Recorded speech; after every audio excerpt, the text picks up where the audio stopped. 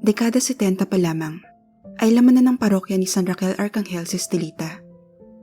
Doon na siya lumaki at nagkaisip.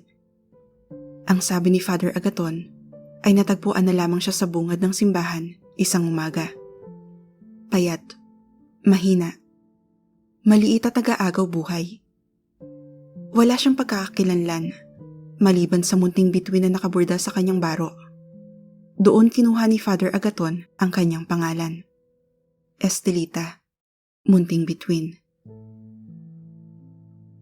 Halos maubos daw noon ang abuloy sa simbahan dahil sa pagpapa-ospital sa kanya. Kung kani-kaninong politiko at pribadong individual pa raw nang hingi ang pare para sa kanyang kagalingan. Nang sa wakas ay makabawi siya ng lakas, ay walang nagtangkang umampun sa kanya. Magiging sakitin daw kasi siya at magiging magastos ang pangangalaga sa kanya. Dahil doon ay sa simbahan na lamang siya kinupkop. Sa awa naman ng Diyos ay hindi nagkatotoo ang sinabi ng mga doktor. Hindi naman siya naging sakitin. Naglingkod siya sa simbahan, naglilinis, at nakikilahok sa mga gawain. Lagi siyang nakabuntot kay Father Agaton, kaya naman nakilala rin siya sa buong bayan. Umasa siya noon na dahil sa popularidad niya ay makikilala rin siya ng nanay niya at babalikan. Ngunit umabot na sa edad na 32 si Estelita, ay wala pa ring ina na nagpapakilala sa kanya. Tinuruan na lamang niya ang sarili na makontento sa pagmamahal at pangangalaga ni Father Agaton at ng iba pang tao na parating laman ng simbahan. Ngunit lumalakad ang panahon, nalalagas ang mga dahon at pumuputi ang buhok ni Father Agaton. Tumatanda na ang kinikilala niyang tagapangalaga. Hawak ni Estelita ang kamay nito nang pakawalan ng huling hininga. Naulila na rin siya, maging sa tinitingala niyang figura. Masakit iyon para sa kanya. Mas masakit sa kaalamang hindi na niya mahanap pa ang kanyang ina.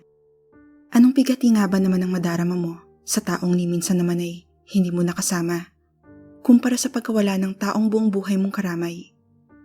Ang pagpanaw ni Father Agaton ang pinakamasakit na nangyari kay Estelita. Sa tuwina ay bumababa siya sa simbahan upang bisitahin doon ang katakumba ng nasabing pare. Doon ay inilalabas niya mga saloobin at iba pang bagay na gumugulo sa kanya, na tila ba sa ganoong paraan ay muling magbabalik si Father Agaton at sila ay mag-uusap. Nag-aalala kay Estelita ang sakristan na si Benedicto. Parati nitong kinakausap ang babae at kinukumusta. Malugod namang tinatanggap ni Estelita ang mga pakikipagkaibigan ng lalaki. Para sa kanya ay isa ring paglilibang ang pakikipagkwentuhan dito. Pasumandali ay nalilimutan niya ang kalungkutan. Naging napakalapit nila sa isa't isa. Sobrang lapit na nagkaroon na ng haka-haka ang mga may malilikot na imahinasyon na baka may relasyon ng dalawa at sa katakumba pa gumagawa ng milagro. Naging tampulan sila ng tsismis. Ang mga tao ay pailalim na kung siya ay tingnan, nginingisian siya at pinagtatawanan. Santa-santita kung siya ay tawagin. Ang mga tsismis na iyon ay nagmula sa mga karpentero na naupahan upang ayusin ang ilang bahagi ng katakumba. Kalalaking mga tao ay mga tsismoso. Binabala kasi ng bagong kura paroko na si Father Gerardo na buksan sa publiko ang katakumba. Bigla ay nailang si Estelita. Hindi siya sanay na maging sentro ng malisyosong mga usapin. Malinis ang kanyang pagtingin kay Benedicto. Isa pa ay napakabata pa nito para sa kanya. 10 taon ang kanilang agwat at nakababatang kapatid lamang ang turing niya rito. Ang mabuti pa siguro ay wag na tayong magkita pa. Aniya, subalit tumanggi si Benedicto. Sa labis na gulat ni Estelita ay nagtapat ng damdamin sa kanya ang binata. Matagal na raw siya nitong iniibig at kung mamarapati niya ay totohanin na lamang daw nila ang tsismis. Iniwasan ni Estelita ang binata. Sa labis na depresyon ay naisip niya magsumbong kay Father Gerardo. Alam kasi niyang hindi mapahihindian at hindi makasusuway ang binata kay Father Gerardo.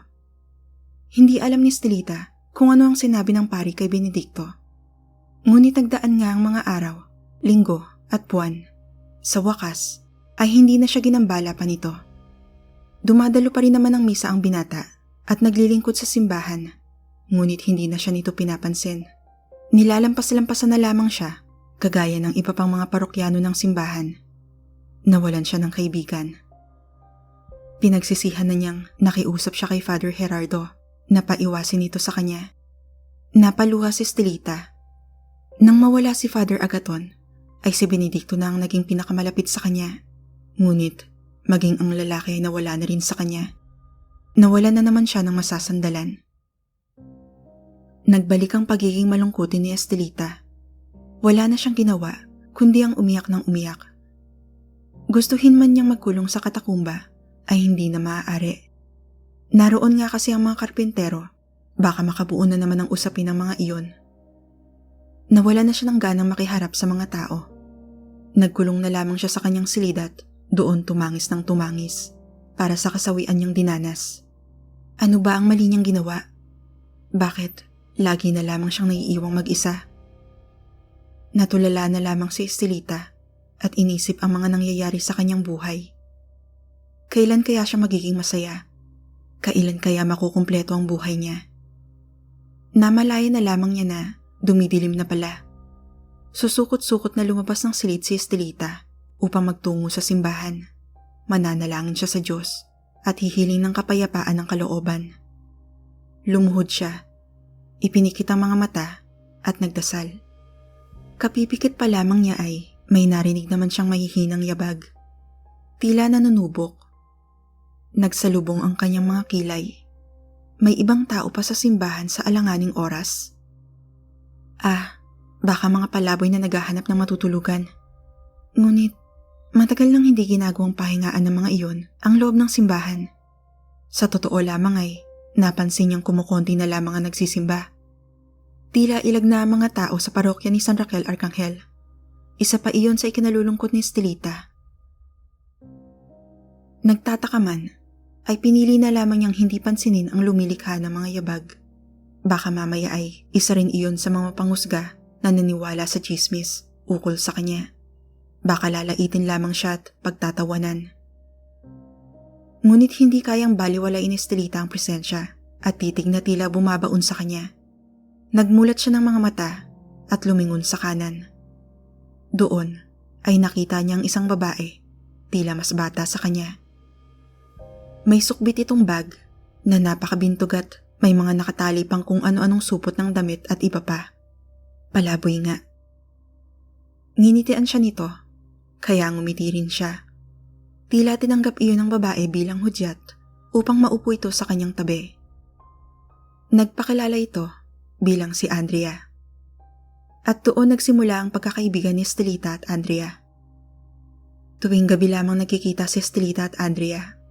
Ang sabi ng babae sa kanya ay nakikitulog lamang ito sa simbahan. Pagdating ng umaga ay umaalis na rin ito upang magtrabaho bilang taga-park ng kotse sa isang kainan sa labas. Napamaang si Estelita. Anong klaseng trabaho iyon? At anong kainan sa labas? Tinawanan siya ni Andrea at ipiniliwanag sa kanya ang ibig nitong sabihin.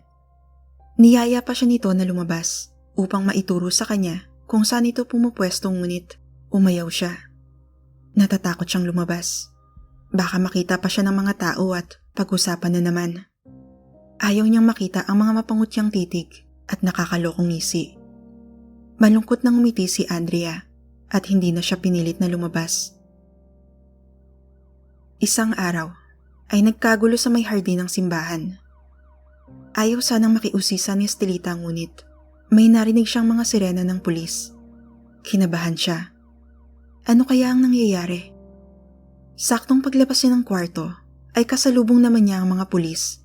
Bitbit ng mga iyon si Father Gerardo na nakaposas pa. Anong nangyayari? Sigaw niya. Nilingon lamang siya ng mga pulis. Maging ng pari, ngunit nagpatuloy sa paglalakad palabas ang mga iyon, kaya sumunod siya. Napakaraming tao, lalo na sa may hardin. Pawang nakatakip ang mga ilong ng mga nakikiusyoso at naririnig pa niya ang usapan ng mga iyon. Bulok na raw. Ilang araw nang nakalibing. Mababaw lamang ang pagkakalibing kaya nakalkal ng mga aso. Mahigpit na hawak daw ang krusipiho na pag-aari ni Father Gerardo. Bumangon ng hindi may piliwanag na kaba sa kanyang dibdib. Lalo na nang dumaan sa harapan niya ang isang itim na sisidlan ng bangkay. Sa ibabaw noon ay nakapatong ang isang pamilyar na bag, napakabintog at may mga nakatali pang kung ano-anong supot ng damit at iba pa. Padaustos siyang naupo sa sahig. Si Father Gerardo. Wika ng babae mula sa likuran niya. Napasinghap si Estelita at lumingon. Nakita niyang nakatayo si Andrea habang nakamata sa papalayong sasakyan ng pulis. Naaalala ko na. Kaya pala pabalik-balik lang ako dito sa simbahan. Dahil dito niya ako mismo tinaboy at pinatay. Ang akala ko ay mabuting tao siya kaya niya ako pinatuloy. Yun pala. Napamaang si Estelita. Pinatay ni Father Gerardo si Andrea. Hindi siya makapaniwalang isa na lang palang kaluluwa ang ilang gabi niyang nakakwentuhan. Ngunit bukod pa roon, nangangahulugan na mag-iisa na naman siya. Isa-isang nagbagsakan ng kanyang mga luha. Andrea, iiwan mo rin pala ako. Lumapit sa kanya ang babae at pinunasan ng luhaan niyang mga mata. Nag-angat siya rito ng tingin. Huwag kang mag-alala. Mapapayapa at matatahimik ka rin. Hindi magtatagal at mahanap ka rin nila. Naging palaisipan kay Estelita ang ibig sabihin ng kaluluwa ni Andrea. Ngunit makalipas lamang ang magdamag, ay nasagot din ang tanong niya. Ni hindi pa niya halos lubos na naiisip na isang multo na lamang ang bago niyang kaibigan ay panibagong revelasyon na naman ang dumating. Umamin si Father Gerardo na hinalay rin siya nito at pinaslang. Pagkatapos ay itinago ang kanyang bangkay sa katakumba ni Father Agaton. Father Gerardo! Natigilan si Estelita sa pagkatok at pagbubukas sa pinto ng silid ng pare. Huling-huli kasi niya itong nakaluhod sa harapan ni Benedicto. Kapwa walang saplot ang dalawang lalaki. Patawad po, hindi ko sinasadya. Akmang lalabas na siya ngunit, hinuli ng pare ang kanyang kamay. Si Benedicto naman ay dali-daling nagbihis at lumabas nang hindi man lang siya tinatapunan ng tingin. Pagkaalis si Benedicto ay doon isinagawa ng pare ang kahalayan sa kanya. Nagmakaawa siya, ngunit tila gutom na hayop ang pare. Punong-puno ito ng mali siya habang sinasabing hindi ito makapaniwala na sa edad niyang iyon ay donselya pa siya. Paulit-ulit siyang pinagsamantalahan ni Father Gerardo, pagkatapos ay sinakal hanggang sa mamatay. Mabilisan siyang nailagay nito sa katakumba dahil nakaroskas lamang naman ng mahigpit ang batong panara noon. Hindi sumingaw ang nabubulok niyang bangkay dahil arkam na arkam ang bawat panig ng panara. Lumipas ang 20 taon na walang nakatuklas sa kanyang pagkamatay. Inakala ng lahat, maging si Benedicto, na lumaya siya sa simbahan dahil sa tsismis. Nang makuha na sa wakas ang kalansay ni Estelita, ay napahagulhol siya ng iyak. Wala siyang ideya, napatay na pala siya. Kaya naman pala, wala nang nakikipag-usap sa kanya. Kaya naman pala wala nang mga palaboy na natutulog sa simbahan ay dahil sa kanyang pagmumulto at pag-iyak tuwing gabi. Kaya naman pala lumingon lamang sa direksyon niya ang mga pulis nang arestuin si Father Gerardo. Ang biglaang pagbukas ng pinto ng kanyang silid ang nakaagaw ng atensyon ng mga iyon at hindi ang kanyang tanong. Patay na pala siya. At ngayong natuklasan na ang kalansay niya, ay matatahimik na siya. Nakita pa niya sa Benedicto na umiiyak habang nakamata mula sa labas ng simbahan. Doon niya napansin na may edad na nga ito. 20 taon. Napalingon si Estelita nang isang babae ang tumawag sa kanya ng anak. Inay? Mahina niyang tanong. Ngumiti ang babae at ibinuka ang mga kamay nito para siya ay yakapin. Nagmamadaling tumakbo si Estelita palapit dito. Noon niya nadama ang labis na kapayapaan at kasiyahan. Sa wakas, ay tapos na ang mahabang panahon niyang pag-iisa. Makakasama na niya ang kanyang ina. Nag-angat siya ng tingin nang sabihin ng kanyang ina na kay tagal daw siyang hinintay nito at ng kanyang ama. Nang lingunin niya ang tinutukoy nitong ama, ay napanganga siya. Kayo?